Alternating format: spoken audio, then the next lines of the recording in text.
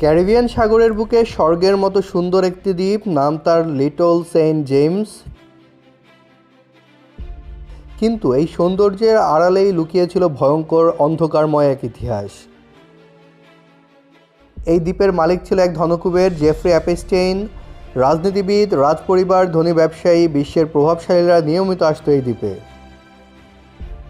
কিন্তু অভিযোগ উঠল এই দ্বীপ ছিল অপ্রাপ্তবয়স্ক মেয়েদের যৌন নির্যাতনের কেন্দ্র। বিলাসিতা ছিল মুখোশ, ভেতরে চলত ভয় আর নীরব কান্না।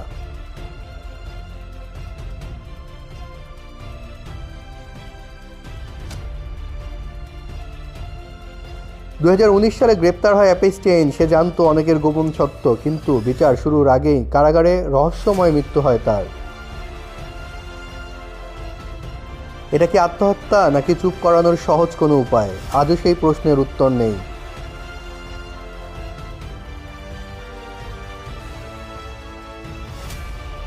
অ্যাপস্টেইন মারা গেছে, কিন্তু দ্বীপের রহস্য বেঁচে আছে এখনও। ক্ষমতা যখন অপরাধকে ঢেকে দেয়, তখন সত্যও বন্দী হয়ে যায়। সত্য জানতে চোখ খোলা রাখুন।